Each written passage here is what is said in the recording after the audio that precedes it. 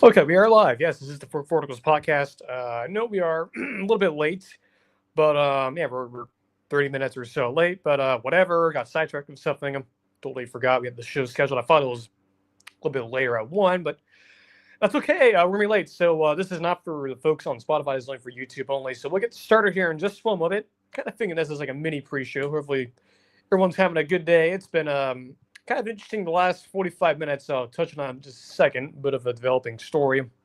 Not really related to football or anything like that. But yeah, I'll give you guys some thoughts on that here in a little while. But just make sure everything's ready to go on the Spotify side of things, audio only version, and this is on YouTube only. So, and it started here in three, two, one.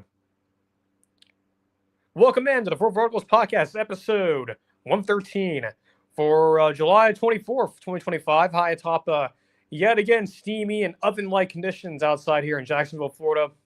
Unfortunately, this weekend, really starting today until next Monday, it's going to be miserable again because it's going to be hot and very little rain to cool us down. So, yet again, and we're doing this. It's like a repeat almost, but hopefully, you guys are having a good day. It's been a very interesting week so far. Of course, you have Big Ten Media Days going on. Of course, you have Fantastic Four coming out. A lot of leaks happening already, so just be aware of that. We won't necessarily talk about that here, but we will talk about that, I think, next week on the Tuesday show. We'll have something about the post-credit scene, if you will, that's been going around. And yes, I've seen it even before seeing the movie. A couple of things I want to mention off the top here. We don't usually, of course, we have our usual rundown of things we'll talk about today. On the show, we have spicy predictions as per usual. Got some really good ones. Team record projections. Ole Miss is up next. A couple Q&A stuff. I wanted to sort of address, not only address, but sort of go over a couple of things that have happened recently, not necessarily in the world of sports. And we're not, no, this is not a political show now. That's not politics-wise, but just things that have happened in the last 24 and 48 hours or so, and even within the last 45 minutes. A couple of major celebrities passed away this week. Ozzy Osbourne passed away. I know a lot of folks hit or miss, if you will, especially in my own personal circle and Ozzy's music, but someone who's a fan of his, I like a lot of this stuff. I'm sad to see him go. And then Hulk Hogan, the famous wrestler, big personality in the media. He also passed away just around 30 minutes ago as of recording this and going live on YouTube. So condolences to the Hogan family and the Osbournes. It's been a very interesting and strange past 24, 48 hours, and now the last 30 minutes of two major celebrities kind of passing away there. I guess it is. It's like that saying in Indiana Jones, Kingdom of the Crystal Skull. Was it one of, who was it? Dr. Jones's colleagues tells him, I don't know the exact quote, but I think it's something like, as we get older, life starts to take away things from us. And as I'm getting older, someone who was a youth in the very early 2000s and now growing up now in the 2020s, it's, as you get older, things get taken away from you, especially in terms of life. It can happen pretty unexpectedly and unfortunately within the world of celebrities and famous temples in the world of celebrities. I guess that's happened so far. So condolences to both parties there. Very sad news from the last 30 minutes in the past 24 to 48 hours or so. Ozzy Osbourne passing away. Very sad times for those families and for fans of those people. And certainly do kind of things that with Ozzy going away. It's kind of surreal that he had his farewell concert a couple weeks ago. Now he's already passed away. It's bizarre how world we live in. But yeah, that's the reality of things, unfortunately. And it's to me sad knowing that those guys are not longer with us. But to get to more lighter notes, again, we have a loaded show for you guys today. Again, spicy predictions, 3 really good ones I think to talk about. Record projections, Ole Miss, and we get into some Q&A. So, and luckily, like I mentioned at the top, on Tuesday when we did the show, we had storms in the area, and I had to sort of, do a mad dash for the actual show to kind of get it in before the storms moved in. Luckily, from now until sort of next Tuesday, we'll be fine with that. So today won't be much of an issue with that. At least having a show, we have to speed up. But I'm gonna get some water real quick, and then we'll move on and get ready to begin the actual show.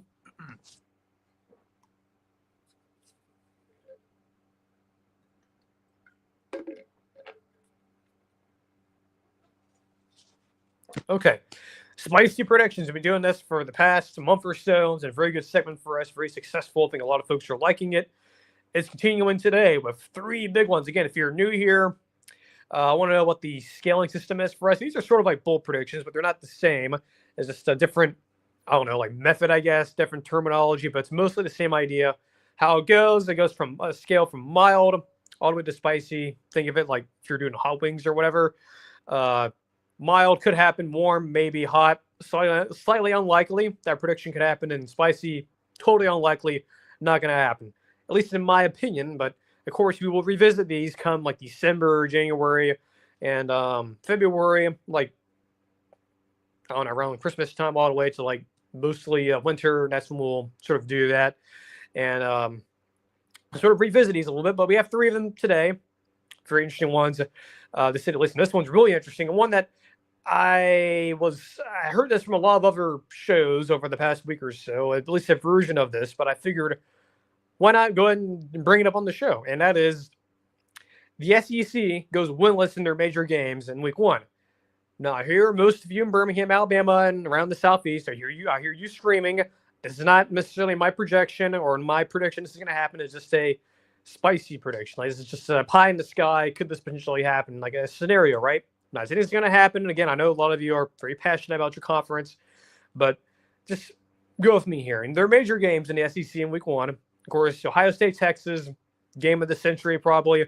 Baylor, Auburn happens that Friday. Syracuse, Tennessee happens in Atlanta, Georgia. That's the first of two games there this weekend. Florida State, Bama, Clemson, LSU, and then Virginia Tech, South Carolina is the other game in Atlanta. That's on Sunday, I believe. So it's a two games there in Atlanta. I have this at a warm. This could happen. Now, this is mainly because, again, these are the major games. And, of course, the SEC, you'll have some of your schools will play. I think Georgia has an FCS team. Most teams will have, your G5s or your FCS teams, which is okay. That's fine. But in terms of our big games, there's a lot of big games for the SEC. A huge moment for them, I think, early on this year. And that's it doesn't get, any better than, Ohio State, Texas, Bama, Florida State, LSU, Clemson, Tennessee, Syracuse, all the games I mentioned, Auburn, Baylor, Virginia Tech, South Carolina, kind of under the radar a little sneaky there. But could they go winless in all these games, all these big games I just mentioned? Yes, they can.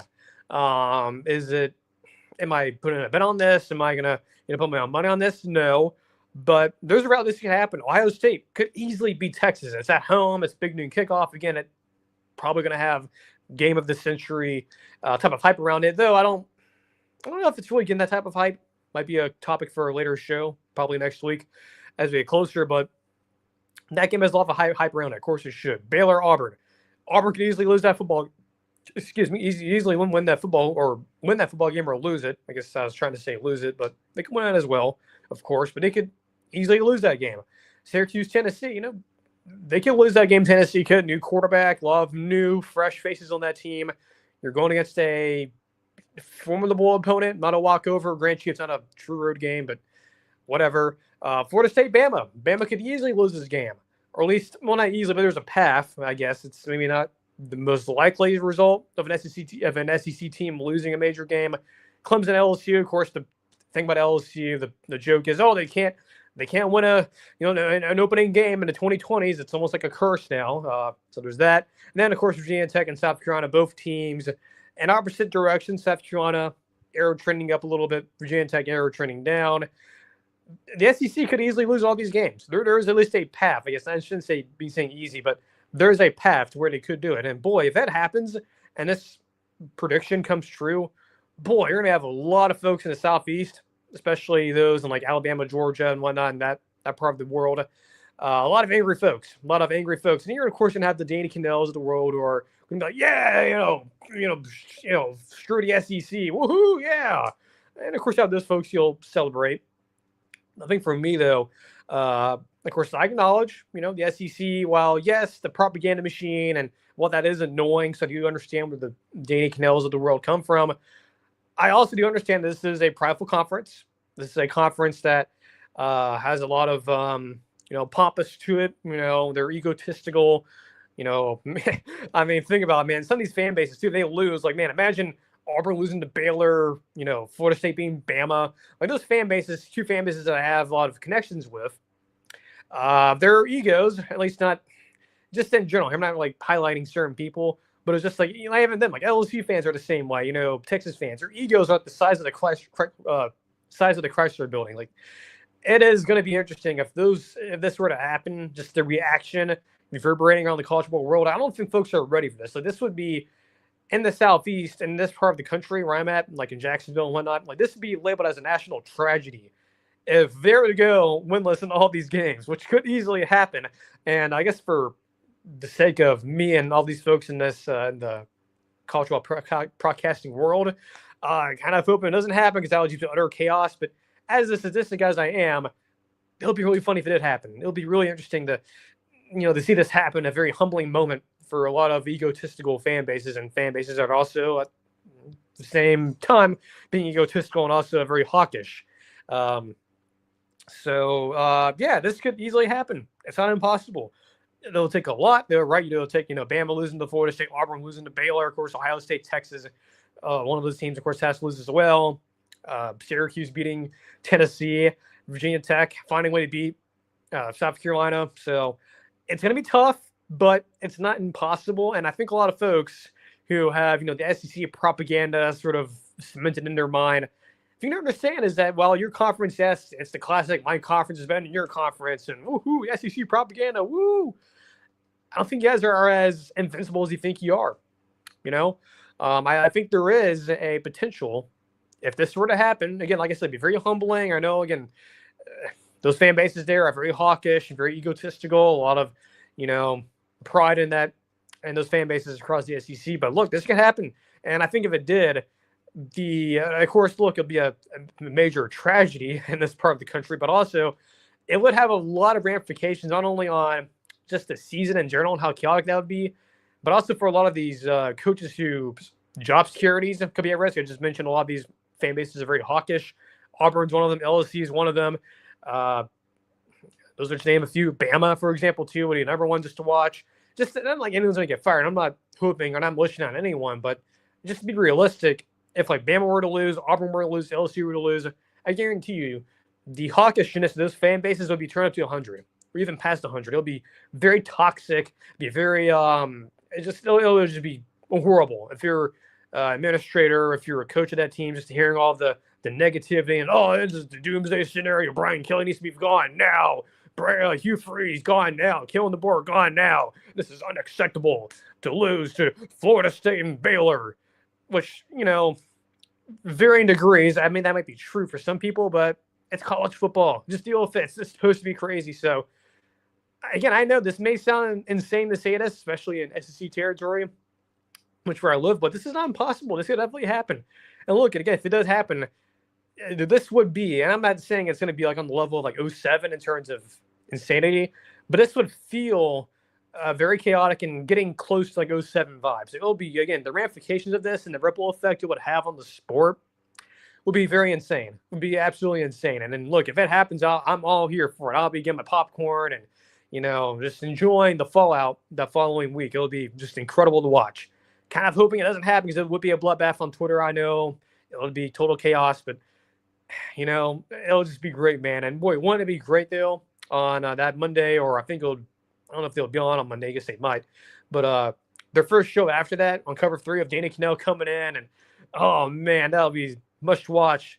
That'll be must watch YouTube streamer right there on Cover 3, man. That'll be Dana Cannell going scorched earth on the SEC. That this were to happen this week 1.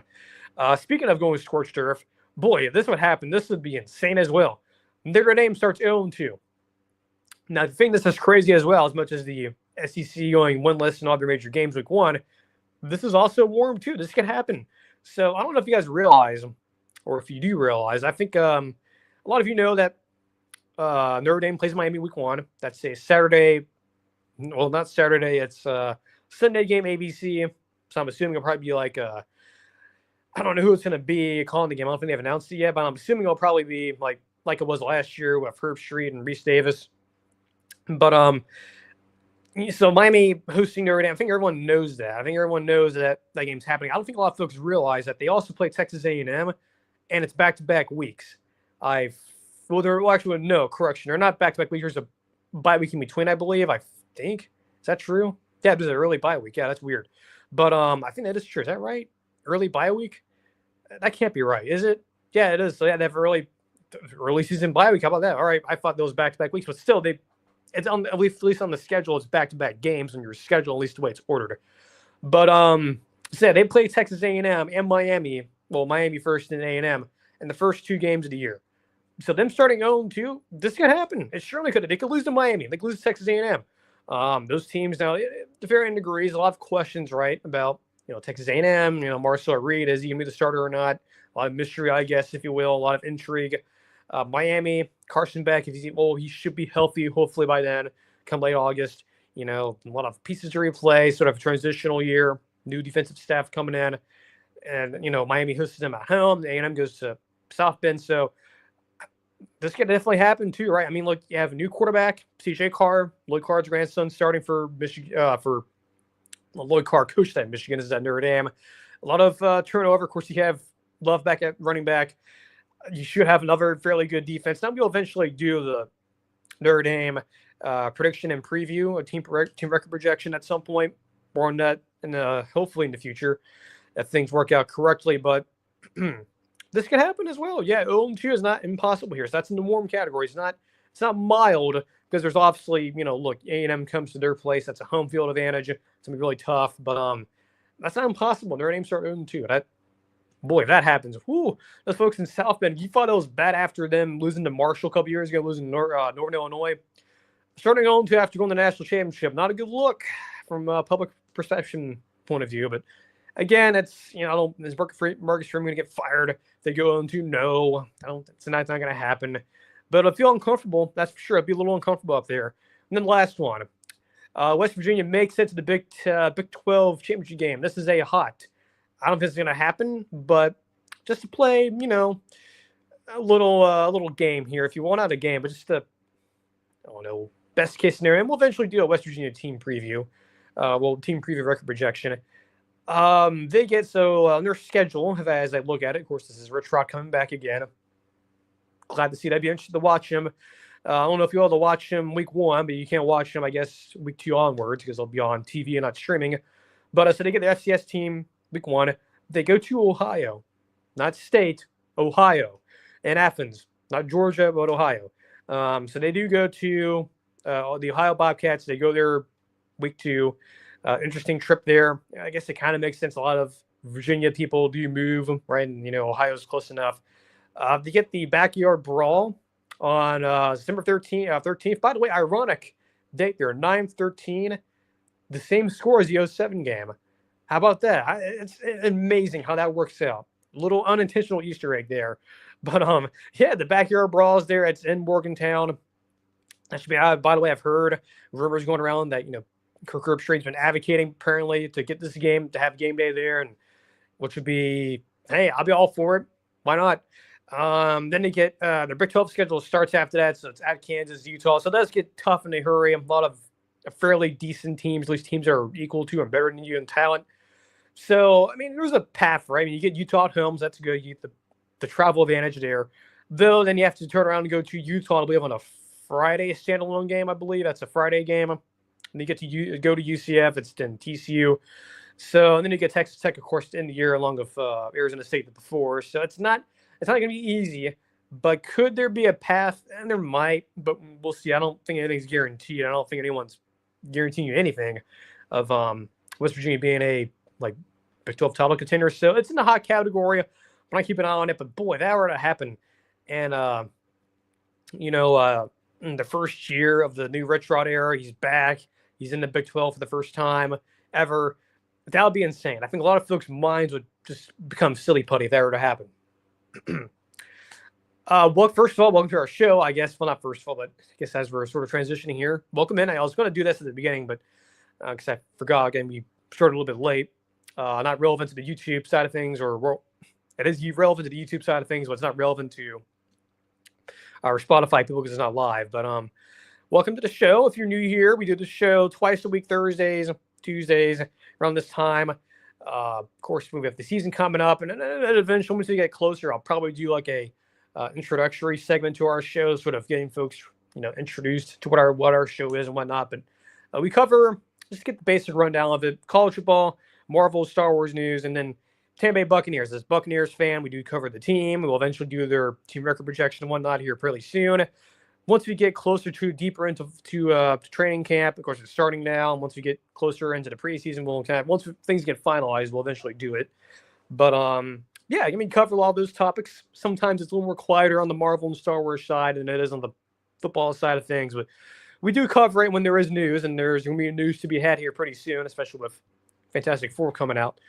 But yeah, again, we do the show twice a week on YouTube. Subscribe there. If you're listening to it on YouTube, make sure you do that. This show is free. I would never put this on a paywall. I'd never talk to advertisers. It's independent media as you can get. Unless it's an advertiser I trust, that's different.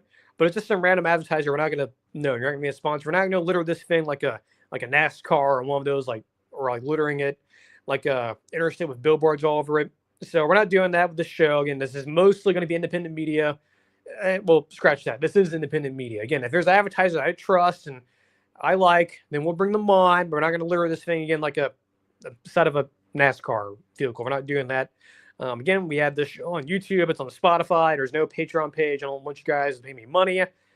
This show's free to you. All this access, all this intel is going to be behind a paywall or on to sign up on the website. This is all we have. This is all the information here is all available to you free. So again, that's all we're asking of you. Just to subscribe, like the streams, like the videos when we do those, if they're pre-recorded shows, and follow us on the podcast feed on Twitter as well. A lot of good stuff going on all those platforms. And we are, again, our show's goal is to just bring you all this information, whether it's, college football, Tampa Bay Buccaneers, Marvel, Star Wars, all this stuff's for free to you, and it's available to you. It's not behind the paywall. You don't have to go searching for it and have folks like other folks do, get extracted the information from you to you. All this is for free to use. So there's no paywall, no nothing. It's just subscribe. That's all I'm asking for you to do. That's all we need from you. I'm get some more water real quick here, and then we'll move on to the team record projection for Ole Miss.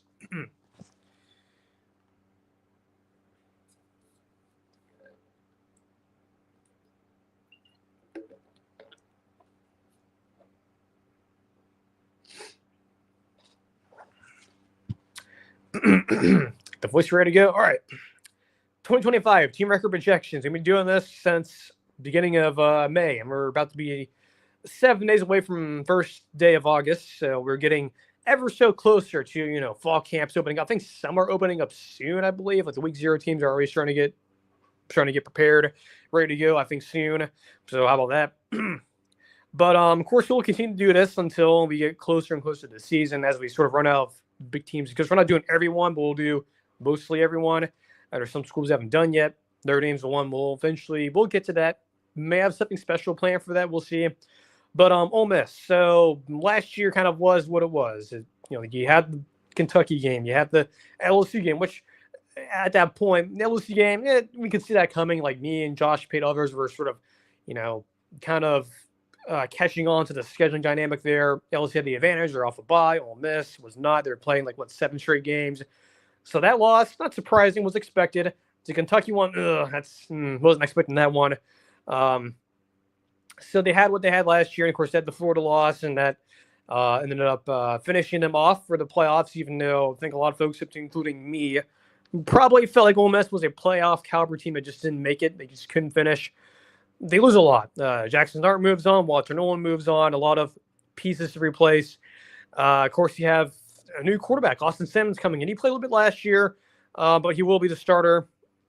Interesting to see how this works out. I think what we're hearing, we heard a lot of this out of, spring practice, and a lot of the information we got from last year as well. It seems to be doing fairly well for Ole Miss. I think they're in good hands with Austin Simmons. Of course, I could say that, and it goes off the rails quickly, but I think him being a dual threat guy, a little bit more of a dual threat than Jackson Dart was, that's going to be a major help for them. I think that is going to be a huge difference of him running the football, because he is more of a dual threat type of quarterback. So It's be fascinating to see what that looks like with him as a starter. Again, we're assuming that he is. I'm pretty sure he has been named the starter already. If he hasn't, then that is misremembering stuff. Defense, though, is taking a major step back in. You're losing Walter Nolan, just a lot of talent going off for various reasons, whether it's transfer portal, graduation, NFL. Secondary, same thing, bit of a concern. Offense, outside of the quarterback, we'll see who steps up. There's just a lot of questions. Ole Miss, heavily rely on the portal again. They finished with like top 10 class again, I believe, if I recall correctly. But we'll see again. Players to watch, or at least to keep them, just to remember, if you will, as we get closer to the season. Austin Simmons, you should know that. Linebacker Perkins, was it Shrine Perkins, I believe? Should be a fairly good player for them on defense. Daugherty, the linebacker, another one. A little linebacking cores there should be a good compliment to Perkins there. Caden Lee, the receiver, should be the best option for them. Again, they lost a lot of the receiving core. I just got totally gutted after last year. A lot of those guys are on to the NFL now, and they're going to need some help there. Offensive line, Kudus from Arkansas, you should be okay, I think, there. And then I'm trying to think if there's anyone else I can wonder if I could think of. Of course, take out the kicker from Western Kentucky is coming in as well, so that should be good, especially after the game against Kentucky last year. So their schedules, you sort of break it down a little bit, sort of dive into it, looking at who they play, what's on the menu for them this year. They start out week 1, fairly simple G5 team, then right into the SEC play. I snapped there. I don't know if you guys can hear it. It's a little bit weak, but whatever. So it gets started pretty quickly. Get your revenge game at Kentucky on the road, Arkansas at home, Tulane, a sneaky game, Tulane. John Sturmall, don't overlook them. Don't do it. You get LSU at home. That's another revenge game. You get Washington State and randomly thrown in there. And then it gets really tough here. Georgia on the road and Oklahoma back-to-back weeks. South Carolina late in the year. We'll see what they're like at that point. Same with Ole Miss. You get a FCS team in between that and Florida at home, revenge game as well, and then Mississippi State at home. Much like last year, again, the same SEC schedule, just the venues change. Still somewhat favorable. I think that's the key here. The only game I think that I guess maybe 2 or 3 games I think I would say you're going to be a dog in is the LSU game, Georgia, and then some combination of either, like, it really is in between Oklahoma and Florida. I think you should be favored over Florida. Oklahoma, we'll see, but definitely Georgia, LSU are going to be dogs in, I think, more than likely. And then the Oklahoma-Florida game, we'll see one of those 2 teams. I think you're going to be dogs in, not both. I think one of them. So, again, it's a very favorable schedule again. Yes, you'll lose a lot of talent you had last year. And, yes, last year was the sort of chips all in the table and whatnot, all in the middle of the table. A little sort of an all-in type of mentality didn't happen last year. I'm sure a lot of folks behind the scenes are mad about it. We'll see about that this year. Again, I think while, yes, it's a favorable schedule, it's unfortunately you're dealing with a team that's less talented than last year, but still good. You're not going to have like Ole Miss go from like 10 wins to down to 2. Like, no, that's not going to happen. But them going even better than that, like up like 10 wins and more, I don't know, man. I don't really see it, particularly personally. I don't think I see it. But so I have to look at the schedule. I think their FanDuel over/under win total is 8.5. So that's important to note. FanDuel's not a sponsor of the show, but use them as a resource. Best case scenario, after looking at their schedule and all the talent they still have and what they lost, best case scenario is 9-3. Again, there is a scenario where you lose the 3 games you're not favored in. So I think the Georgia game, that's revenge for UGA, LSU. Maybe you lose that game again. Maybe it's the Florida game or it's the Oklahoma game. Some combination of those games. That's the best case scenario. After that, I think you should get revenge on Kentucky. I think they're going to be worse even than they were last year. The Tulane game, though, just don't overlook them. Tulane, John Sturmall, very good program there. The best G5 team, I think, in the country this year. Worst case scenario, though, is 7-5. This is nothing against what Lane's done up there. He's done a fantastic job, and it's not. I don't have any trust in, Austin Simmons and that offense, but the talent you lose, and this is the funny thing about some of these teams who are not the teams like the big boys, right? Your Oklahomas of the world, some of the other bigger brands who can recruit on a national basis, who can, have a lot of roster retention and keep guys around and, talent acquisition, things like that. It's a funny thing with some of these teams like Ole Miss and like SMU and like some of these other like XG5 teams who are now in the power conferences. They cannot technically like just reload every single year. It's and virtually impossible, at least to reload to a certain extent after you just had an amazing team, at least talent wise. That's not going to be Ole Miss this year, I think. I think that's where the 7-5 comes in. You have a lot of losable games and a schedule that seems kind of reasonably friendly. You could still lose. Like, you can lose to Tulane, you can lose to LSU, you can lose to Oklahoma, you can lose to Georgia, you can lose to South Carolina and Florida. That's not necessarily off the table. I mean, it's distinct possibilities. So that's why the 7-5 is in there. Now, I was really torn about this. I originally wanted to go 8-4. I was, a little bit down on Ole Miss. I still am, but I just couldn't do it.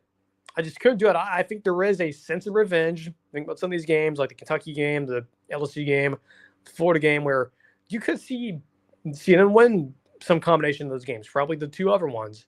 Certainly, those are going to be heavy on the minds of Ole Miss fans. Well, I think all of the games they lost last year all the games they lost last year, and they're playing them again. Those opponents, certainly there's going to be a revenge factor there.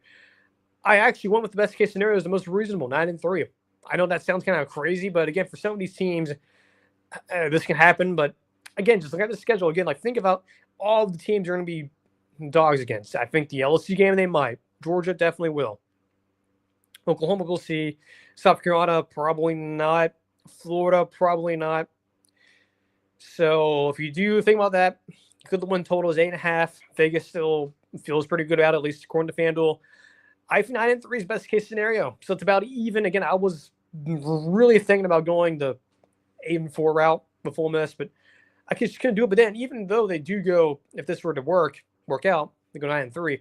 But still, I don't think they were good as last year. I think they are definitely a step behind. Again, because their schedule is still friendly to them for the most part. They could go 9-3 based on that. Even with all the talent moving on and all the new faces on the offense, new faces on defense, a lot of new talent coming in. I just think there's a chance that, well, they may have the same record as last year. That's not a guarantee it'll be a lot better, if you will. I don't know if that makes any sense to you, but I guess it does to me. But yeah, best case 9-3, worst case 7-5, reasonable.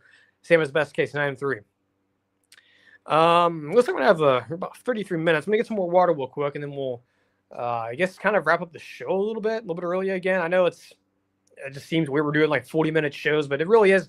There's things to talk about, but there's certainly, it is that time of the year where, I think a lot of guys agree with me that we are waiting for college football. There's still things to talk about, certainly, but yeah, I guarantee you. Look, when we get into the season, when we get closer to fall camp and we get the intel and stuff like that, I guarantee you, we're going to be having some super long shows, like almost 2-hour-long shows, probably. I know the preview shows and the reaction shows, which are combined, because we'll have a show on Sunday.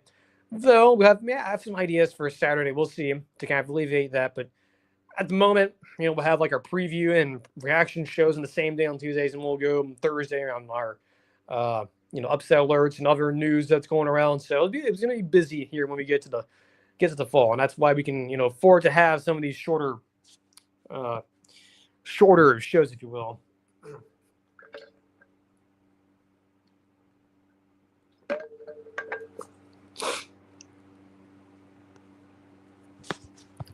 Yeah, so we do have a couple of questions here in the Q&A. Again, if you are new here, make sure you do subscribe to the channel, and make sure you guys do that.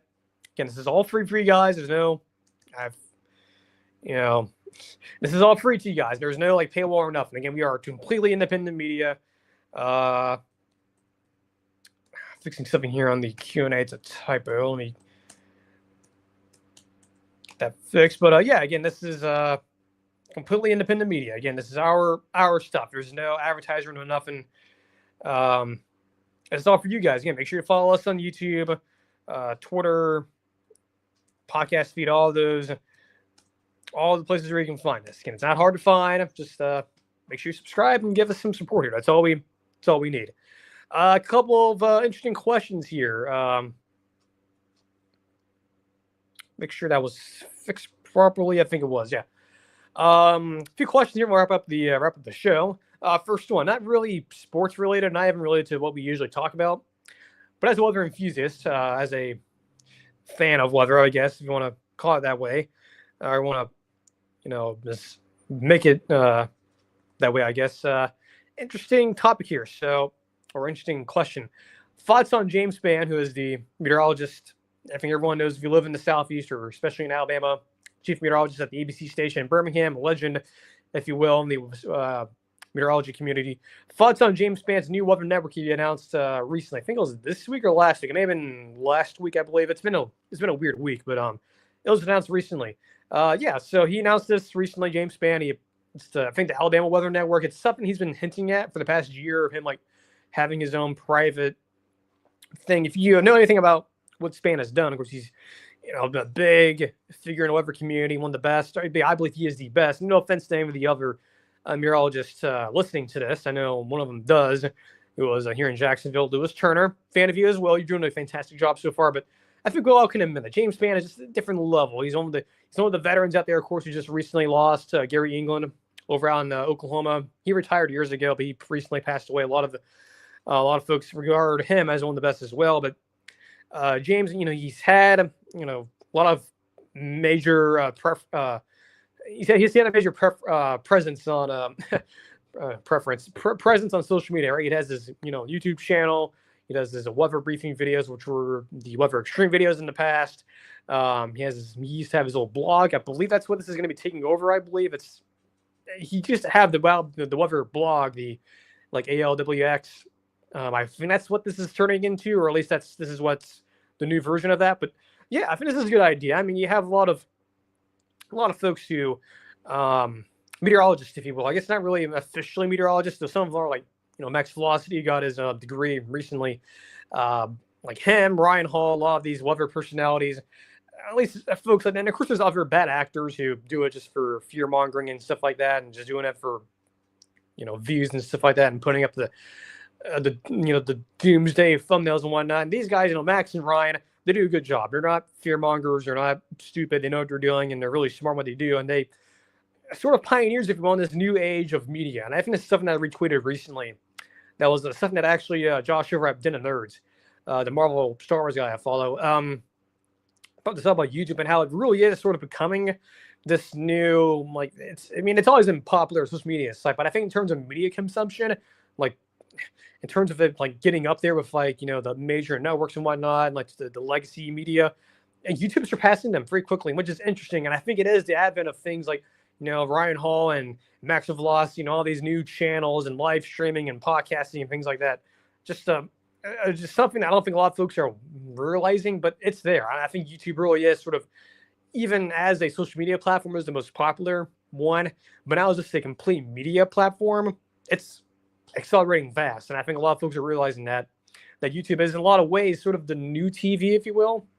But his new weather network, it's a cool idea. It's covering the entire state of Alabama. As someone who used to live there for a while, for most of my youth, that's pretty cool. And someone who's a fan of him, I didn't grow up in his market, the DMA, but learning of him through YouTube and stuff like that, and other means of finding out who he was and whatnot, and just watching his coverage just to see what it's like and whatnot. And that kind of helped me get into weather a little bit. That and watching like storm chaser videos and whatnot. So yeah, that's cool. He recently announced that. It's mostly of the same team, I believe it is, from the old weather blog. So like Bill Murray's gonna be there. I'm sure there's other big personalities who will be on there as well, be a parts of it. So congrats to him for doing that. I believe it's launching August 11th, so in about 2 weeks or so it'll be live. That's cool that he's doing that. So yeah, hats off to James, and we'll see what this looks like. Very interesting to see like what content we'll be doing. I'm assuming there'll be a lot of like live streams and stuff like that during weather. So that's pretty cool that he's doing that. So yeah, congrats to him for doing that. Next question. Why is, and this is an interesting question here, where I was going to put this, we've talked about this question a little bit. We haven't done it, I guess, like by itself. But why is this a pressure-packed year for Texas Tech? A lot of reasons why. I think we talked about this a little bit, on the Texas Tech record projection, I think a couple months ago now. Just the fact that they spent a lot of money. That's why, bring in Cody Campbell, alumni, big billionaire, pumps in a bunch of money, had a big transfer class. Now, it's not a guarantee these guys will pan out, but in terms of talent that Texas Tech can get, yeah, it's the best talent they've had there in a while. Probably since the late Mike Leach years. Probably since then, you've had a lot of hype about, Texas Tech football. Yeah, that's part of it. And the fact that there's a lot of expectations, a lot of aspirations to get to Dallas. I mean, that's something that you've heard a lot of those folks speak vocally, either privately or publicly. It's, yeah, we want to get to Dallas and you want to, get to the college football playoff and have a chance to win a national title. Well, most of us, in the college football industry and the media sphere, we all know that's not true. That's kind of BS, right? Yeah, that's kind of that's not true that you're going to compete for a national champion. That you're just not. I mean, the blue chip ratio, Bud just put it out last week. I think that's very telling that there's no Big 12 teams now. I just went over that last week as well. But yeah, that's why there's a lot of pressure. Just the fact that they spend a lot of money, a lot of folks hard-earned money. A lot of these folks who are donating, and I think a lot of these folks who want to see them succeed and want their return on investment.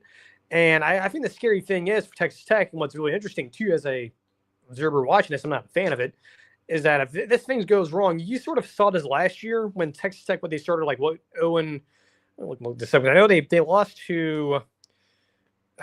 They had a rough start last year, and you started hearing a lot of folks bringing up like J.G. Kinney, I believe, who was the Texas State head coach. Folks were, theorizing, could he be in play if it was, yeah. So then when they almost lost to their FCS team, they got destroyed by Washington State.